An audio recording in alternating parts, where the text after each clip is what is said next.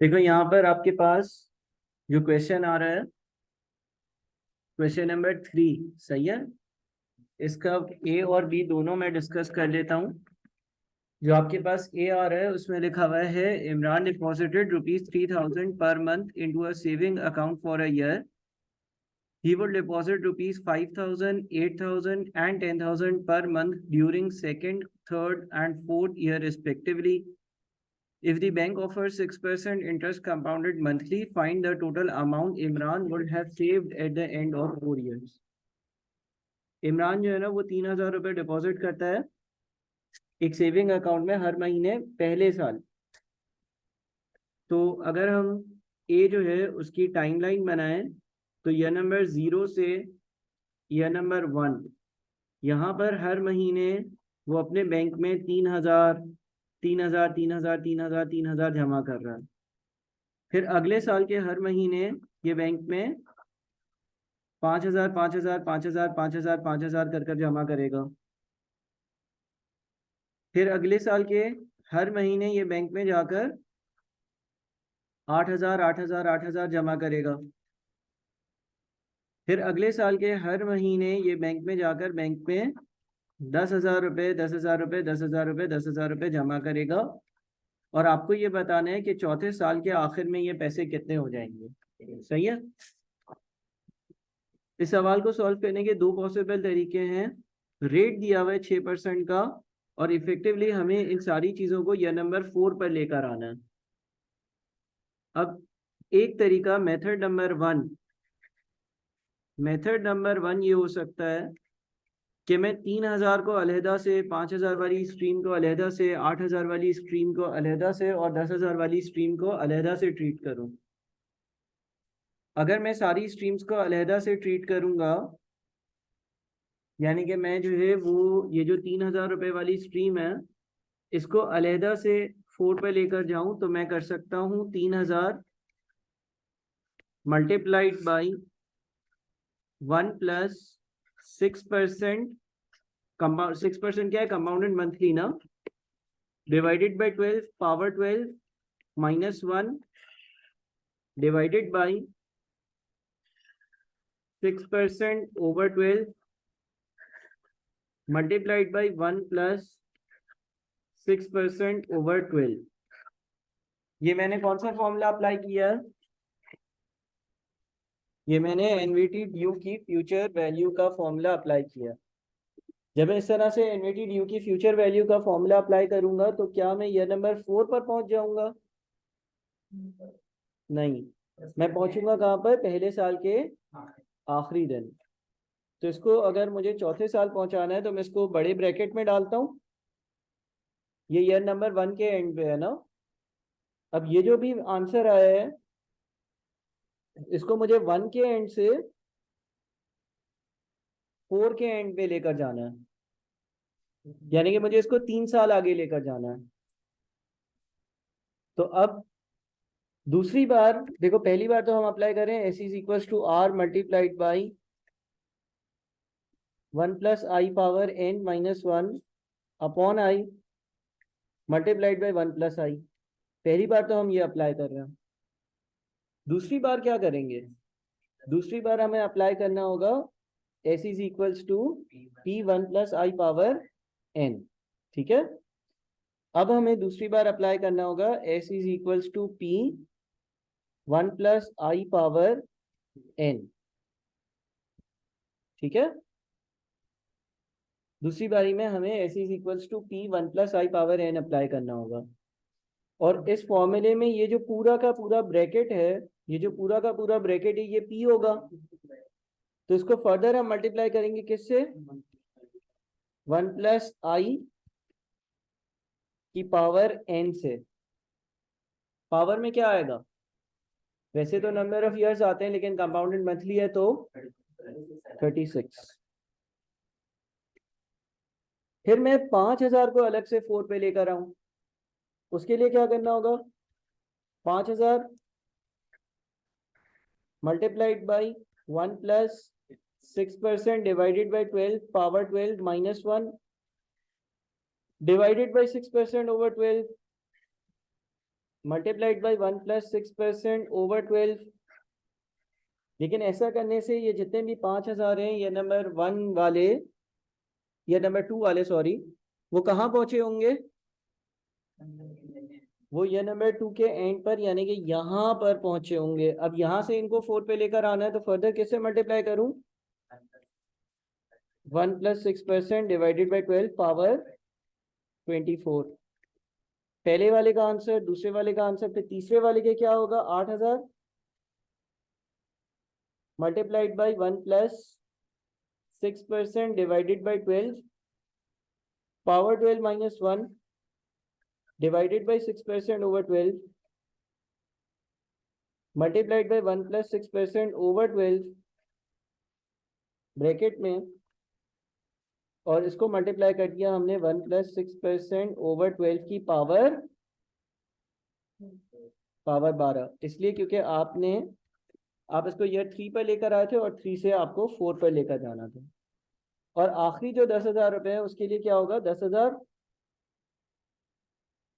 Multiplied by 1 + 6% upon 12 power 12 - 1 divided by 6% over 12 multiplied by 1 + 6% over 12। इससे जो answer आएगा, क्या इसको फर्दर आगे लेकर जाना है? कहीं नहीं लेकर जाना। तो अब ये चारों वैल्यूज बताओ, फिर इसको ऐड कर करते हैं। ये मेथड नंबर 1 है, फिर मेथड नंबर 2 से सवाल सॉल्व करते हैं।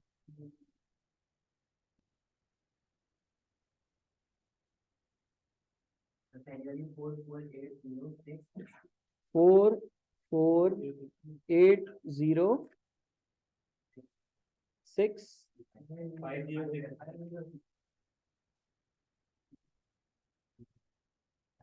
4 4 एक मिनट यार, 4 4 8 0 506 4 4 5 0।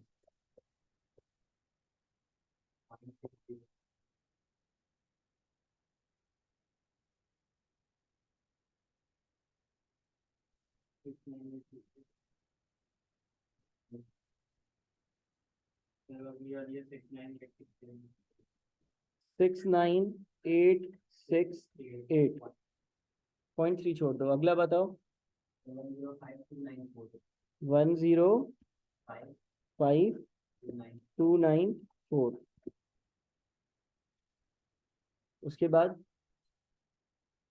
123972.4 छोड़ दो। अब इन सबको ऐड करो जरा।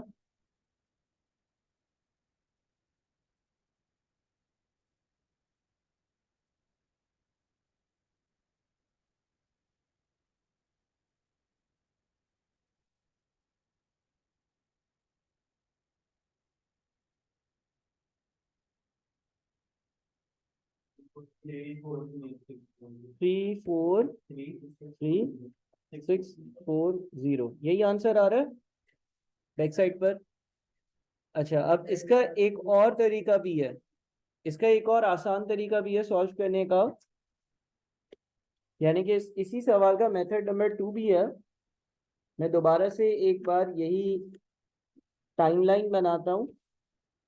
हमारे पास जो सवाल में ईयर्स दिए हुए वो मेंशन करता हूँ, और टाइमलाइन के हिसाब से हमारे पास पहले साल के हर महीने 3,000 है, फिर दूसरे साल के हर महीने 5,000 है, फिर तीसरे साल के हर महीने 8,000 है, फिर चौथे साल के हर महीने 10,000 है, और मुझे इन सबको 4 पर लेकर आना है ना।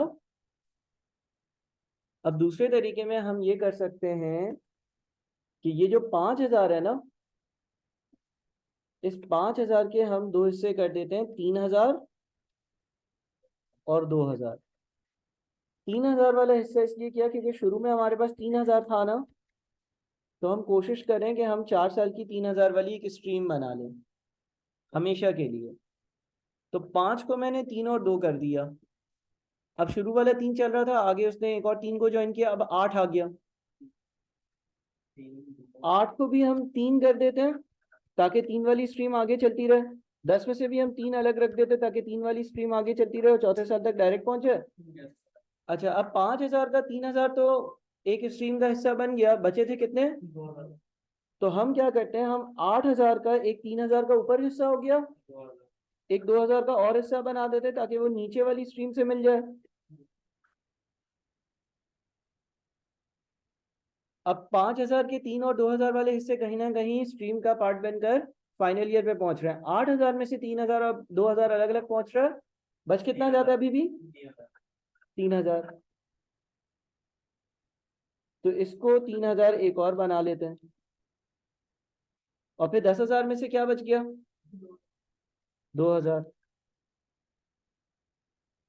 तो इस तरह से भी हम वर्किंग कर सकते थे, यानी कि हम वैल्यूज को अलग अलग जो है वो ब्रेक कर दें। हमने किया वही काम है, 5,000 को 3 और 2 कर दिया, 8,000 को 3 2 और 3 कर दिया, 10,000 को 3 2 3 2 कर दिया। इससे होगा ये कि पहली वाली जो स्ट्रीम है, अब इसको 4 पर लेकर आने का मतलब है 3,000। अब ये हो गई है 4 साल की, तो 3,000 मल्टीप्लाइड बाई ब्रैकेट में 1 + 6% divided by 12 power 48 - 1 divided by 6% over 12 multiplied by 1 + 6% over 12। अब सिर्फ यही वाला फॉर्मूला लगेगा, दूसरे फॉर्मूले की जरूरत नहीं है, क्योंकि हमने करा ये कि हम 3,000 4 महीने तक 4 साल तक ले गए। अच्छा, दूसरा वाला जो 3,000 है, सॉरी दूसरा वाला जो 2,000 है वो कितने सालों के लिए? 3 सालों के लिए है। तो 2,000 मल्टीप्लाइड बाई, और ये हो जाएगा 1 + 6% divided by 12 power 36 - 1 divided by 6% over 12 multiplied by 1 + 6% over 12। फिर थर्ड वाला जो 3,000 है, थर्ड वाला जो 3,000 है उसके लिए हो जाएगा 3,000 multiplied by 1 + 6% upon 12 power 24 - 1 upon 6% over 12, और आगे हम मल्टीप्लाई करेंगे तो ये आएगा 1 + 6% ओवर 12। और फिर फाइनली जो आखिरी वाला 2,000 होगा उसके लिए 2,000 multiplied by 1 + 6% over 12 power 12 - 1 divided by 6% over 12 multiplied by 1 + 6% over 12। अब पहली वाली वैल्यू का आंसर बताओ। 163,104। दूसरा 79065। तीसरा 76677। चौथा 24794। ऐड करो 343,642। सेम आंसर आ रहा है, तकरीबन 2 रुपए का फर्क है, बैक साइड पर भी यही आंसर है। तो ये दूसरा तरीका था इस सवाल को सॉल्व करने का। इस दूसरे तरीके में हमने अलग अलग स्ट्रीम्स बना ली, ठीक है।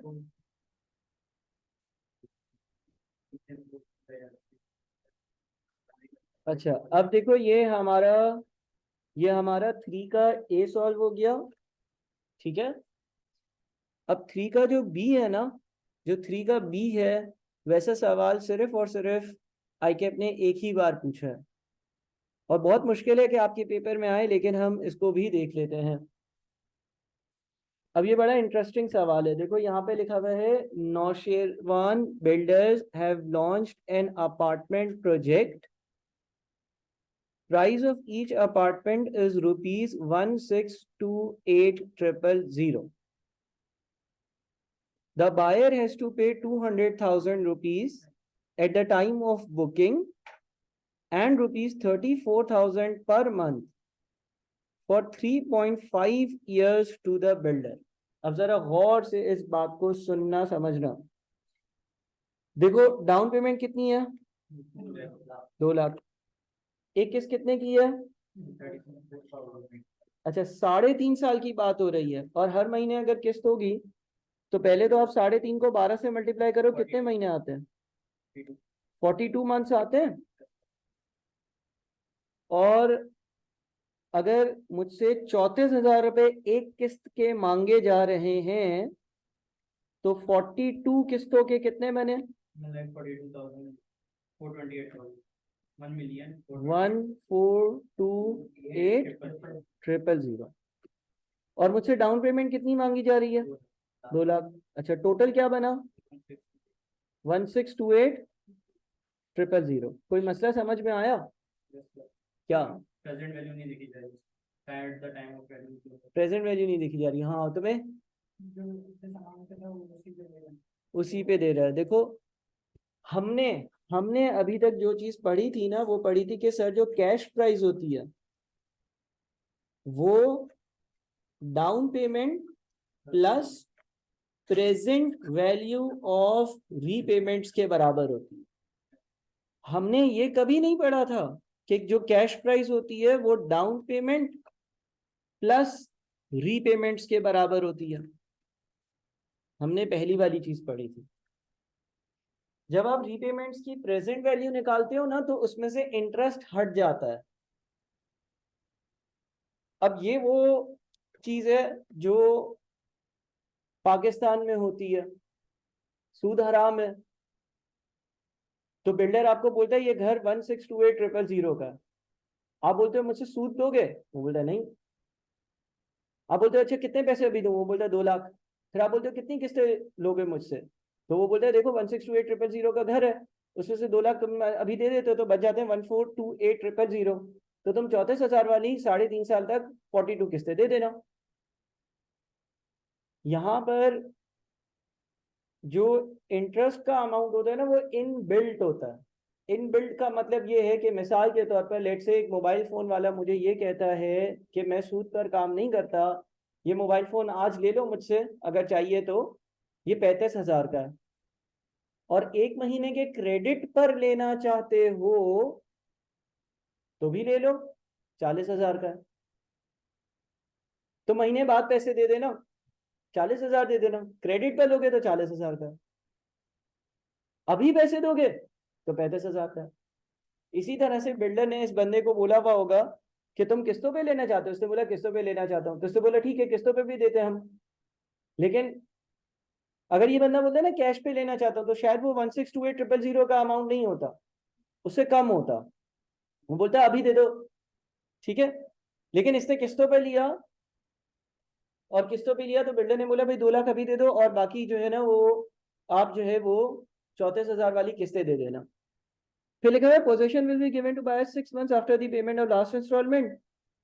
पोजेशन यानी कि कब्जा। If the amount of interest included in the price payable to the buyer is 628,000। इसका मतलब ये हो गया, इसका मतलब ये हो गया कि ये 628,000 क्या है? ये इंटरेस्ट की अमाउंट है जो किस्तों में इन बिल्ट थी, पहले से शामिल थी।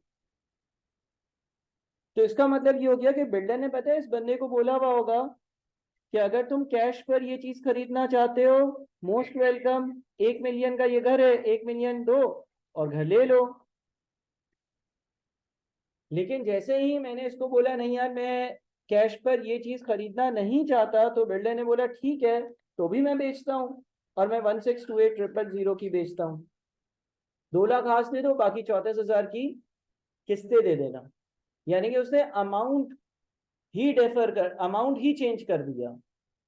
ये हमने जो अभी तक कॉन्सेप्ट्स पढ़े हैं उसके खिलाफ है सवाल, लेकिन अगर आईकेएफ ने पूछा है तो जाहिर है हमें इस एडजस्टमेंट से भी वाकिफ होना पड़ेगा। उसूली तौर पर होना ये चाहिए कि cash price is equals to down payment plus present value of repayments. लेकिन इस सवाल में ऐसा हो रहा है कि जब हमने रीपेमेंट्स को चेक करा तो वो उतनी ही बन रही है जितनी दी गई कैश प्राइस है। लेकिन जो दी गई कैश प्राइस है वो कैश प्राइस नहीं है, वो कह लो क्रेडिट प्राइस है। वो प्राइस जो है वो कैश प्राइस नहीं है, वो उसूली तौर पर क्रेडिट प्राइस है। ये जो इसने प्राइस बताई है, ये जो प्राइस 1,628,000 लिखी हुई है, ये क्रेडिट प्राइस है। तो अब हमें पता चल गया कि 628,000 का इंटरेस्ट जो है ना वो शामिल है किस्तों में, ठीक है। अब हम इस सवाल को सॉल्व कैसे करेंगे? क्या डाउन पेमेंट में इंटरेस्ट शामिल होता है? इंटरेस्ट क्यों लिया जाता है? इसलिए क्योंकि आप देर से पैसे दे रहे होते हो, है ना। अच्छा, किस्तों का टोटल कितना है? जो किस्तें हैं उसका टोटल बन रहा है 1428,000, है ना। और ये 34,000 वाली 42 किस्तें हैं, ये नंबर 0, ये नंबर 1, ये नंबर 2, ये नंबर 3 और ये नंबर 3.5। यहाँ पर 34,000 की किस्त है, फिर यहाँ पर 34,000 की किस्त है, महाना किस्तें हैं 34,000, 34,000, 34,000, 34,000, 34,000, 34,000। अगर इन सब की प्रेजेंट वैल्यू निकालूंगा, अगर इन सब की प्रेजेंट वैल्यू निकालूंगा तो कितना बनना चाहिए? नहीं, 1428,000 नहीं बनना चाहिए। इसमें 628,000 का इंटरेस्ट शामिल है ना। प्रेजेंट वैल्यू में इंटरेस्ट नहीं होता, प्रेजेंट वैल्यू में इंटरेस्ट नहीं होता, ठीक है। देखो उसने इन बिल्ड कर बात बताई है, तो इसका मतलब ये हो गया कि हम अगर P is equals to R multiplied by 1 minus 1 plus I power minus n upon i apply करते हैं, P की जगह क्या लिखना चाहिए हमें इसको सॉल्व करने के लिए?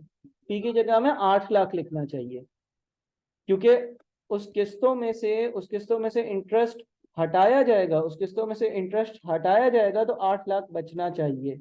आई दिया हुआ है, आई ढूंढना है। तो ये होगा आई ओवर 12 और पावर कितनी होगी -40, कितने 3.5 साल थे ना, 36 से 42 ना, 1 प्लस सॉरी आई ओवर 2। समझ रहे हो? तो ये एक नई चीज थी। अब इसके लिए आपको क्या करना पड़ेगा, आप n इंटू आर यानी कि जितनी इंस्टॉलमेंट्स है उसको r से मल्टीप्लाई करना और देख लेना कि उसका अमाउंट कितना बन रहा है। ऐसा तो नहीं है कि उसको और डाउन पेमेंट को ऐड करते हैं तो वो जो प्राइस दी हुई है उसके बराबर बन रहा है। दूसरी हिंट ये होगी कि सवाल में इसने खुद ही सवाल सॉल्व करने के लिए दे दिया कि किस्तों में 628,000 का इंटरेस्ट इन बिल्ड है, शामिल है, 34,000 में वो शामिल है। तो अब आप इसको कैलकुलेटर पर सॉल्व कर आई ढूंढ सकते हो।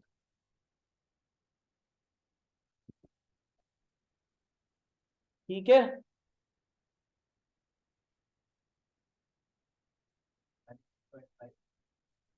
36.52 चेक कर लो।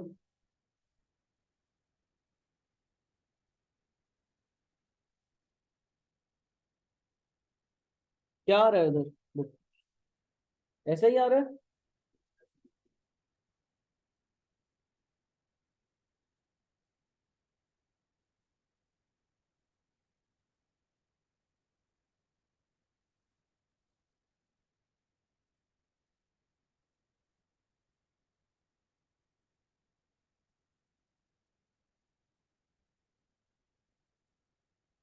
आ रहा है भाई, पीछे क्या आ रहा है आंसर?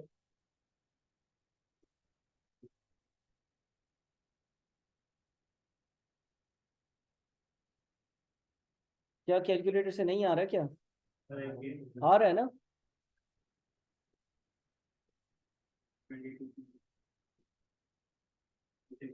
36.6 ही है ना तकरीबन, ठीक है।